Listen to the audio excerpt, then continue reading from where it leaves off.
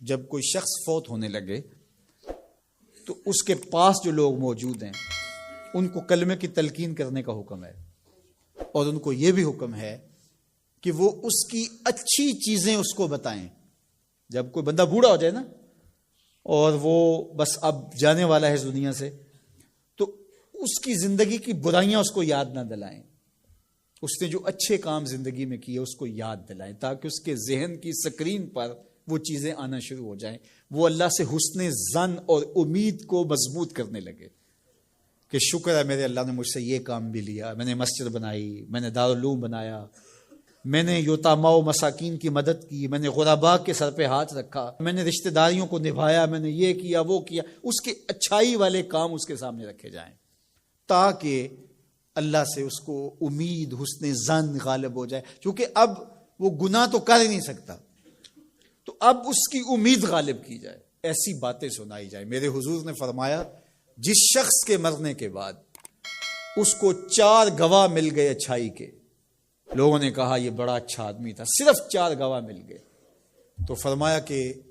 اللہ اس کو غفران و رحمت کے پردوں میں ڈھانپ لیتا ہے، اس کی بخشش و مغفرت ہو جاتی ہے، اس کو جنت عطا کر دی جاتی ہے۔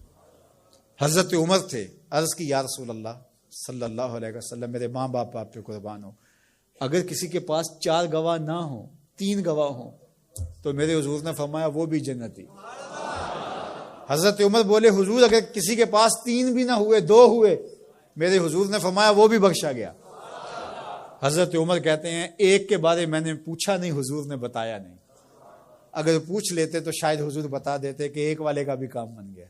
تو یار جس کو صرف 2 گواہ مل گئے مرنے کے بعد، لوگوں نے کہا بندہ بڑا نیک تھا، نمازی تھا، ظلم نہیں کرتا تھا، زیادتی نہیں کرتا تھا، صرف 2 گواہ مل گئے، اس کی بخشش۔ لیکن وہاں کچہریوں والے گواہ نہیں چلیں گے، گواہ سچے ہوں گے، اللہ کے ہاں جھوٹے گواہ، وہ چاہے 2 ہی مل گئے، 50 سال 60 سال 70 سال کی زندگی میں 2 گواہ اچھے مل گئے اس کی اچھائی کے، وہ جنتی ہے۔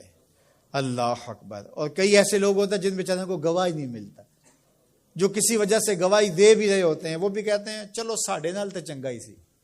اس کا مطلب ہے کہ سب کے ساتھ اس کا رویہ اچھا نہیں تھا، ساڈے نال تو ویسے کدی نہیں سی کی تھی۔ تو اس کا کیا مطلب ہوا کہ یہ بندہ ضرر کا منبع تھا، یہ شر کا منبع تھا، تو اس کی شر سے ہم بچ گئے بس۔ تو ایسا نہ ہو کہ تمہارے بعد لوگ گواہی بھی اگر دینا چاہیں تو لفظ تراشنے لگیں کہ اگر میں نے اچھا کہہ دیا تو سارے لوگ میری جانب دیکھیں گے کیا کہہ رہے ہو۔ ایسی گواہی پیدا کرو لوگ دل سے کہیں یار زمانے میں ایسا دیکھا ہی نہیں تھا۔ اپنی اچھی گواہیاں پیدا کر کے جاؤ، چاہے 2 ہی پیدا ہو جائیں، اچھی گواہیاں پیدا کر کے جاؤ۔ اللہ اکبر۔ تو دونوں چیزوں کو برابر رکھا جائے، امید کا چراغ بھی روشن ہو اور دوسری جانب جو ہے وہ خوف اور خشیت، اس کا چراغ بھی بجھنے نہ پائے۔ مایوسی بھی انسان کو کفر تک پہنچ جاتی ہے۔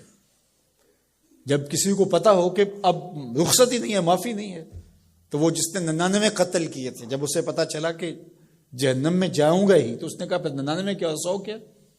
جس کو سزائے موت ہو جاتی ہے اس کی پھر نگرانی کی جاتی ہے، اس کو پتا ہے میں تو مرنا ہی مرنا ہے، 1 مار کے بھی مروں یا 10 مار کے بھی مروں، وہ ایک ہی بات ہے۔ تو خوف اور امید دونوں ساتھ ساتھ ہوں کہ گرفت بھی ہو سکتی ہے، رخصت اور چھٹی اور معافی بھی ہو سکتی ہے، یہ زندگی کے اندر جو ہے وہ توازن چیز قائم رکھتی ہے۔ شفاعت کی امید حضور علیہ السلام سے، اور حضور کی ناراضگی کا ڈر بھی۔ حضور سفارش کریں گے اور گناہ گاروں کی بخشش ہوگی، لیکن دوسری جانب یہ ڈر بھی کہ اگر حضور نے منہ پھیر لیا تو پھر کس در پہ جائیں گے۔ حضور نے ارشاد فرمایا جس نے میری سنت سے منہ موڑا میں اس کی شفاعت نہیں کروں گا، تو پھر کوئی سہارا کوئی آسرا رہے گا باقی؟ تو امید کا چراغ بھی روشن رہے، خوف بھی رہے، شفاعت کی امید بھی رہے، لیکن حضور کی ناراضگی کا ڈر بھی رہے، تو زندگی بھر جوانی میں بالخصوص خشیت غالب ہو اور آخری لمحات کے اندر امید غالب ہو۔